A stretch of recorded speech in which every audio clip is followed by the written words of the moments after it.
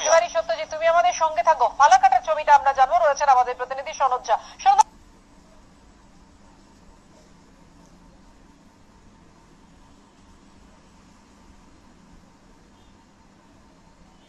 আমরা দু জায়গাতেই দেখলাম থিমের অভিনবত্বে এবার সব জায়গাতেই চমক। ফালাকাটাতেও কি তাই? সেখানেও থিমের রমরমা?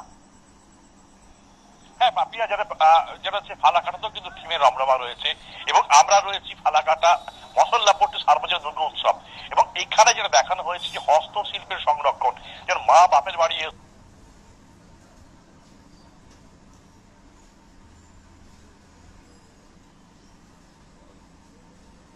তাকে রাখা হয়েছে একটা অভিজাত মহলে এবং সেই মহলকে তুলে, যে মহলের মধ্যে নানা রকম কাজ হস্ত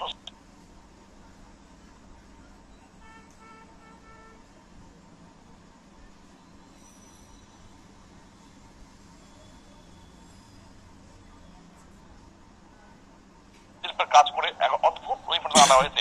এখানে ব্যবহার করা হয়েছে তুলো, উল এবং অদ্ভুত সুন্দর ভাবে মহলকে একটা অভিজাত মহল বানানো হয়েছে এবং এই যে মহলটা রয়েছে সেখানে হিমালয়ের কোলে মহল, সেখানে একটা বরফের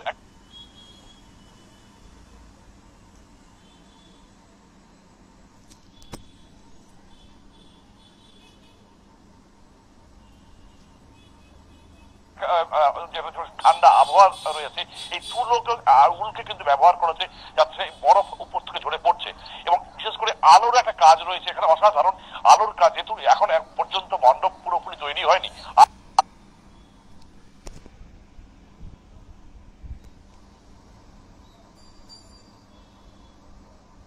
দুদিন লাগবে। এখানে পঞ্চমীর দিন থেকে শুরু হয় পুজো, ফলে আর এইটা আর একটা অন্য মাত্রা পাবে এবং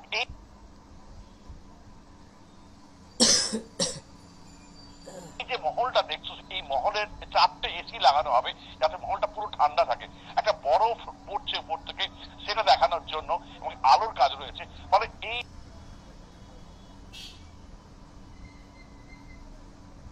যে ফালাকাটার যে পরিবেশ, সেই পরিবেশে কিন্তু এই যে মশল্লাপট্টির সাথে দুর্গা উৎসবের যে মণ্ডপ একটা অসাধারণ একটা আকর্ষণীয় হয়ে উঠেছে।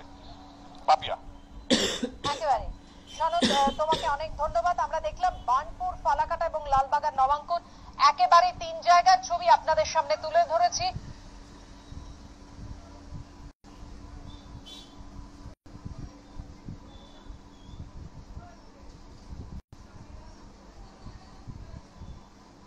বার্নপুর, ফালাকাটা, লালবাগান নবাঙ্কুর শুধুমাত্র কলকাতা নয়, বাংলাতেও গোটা জায়গাতেই থিমের রমরমা, যে ছবি এই মুহূর্তে আপনাদের সামনে।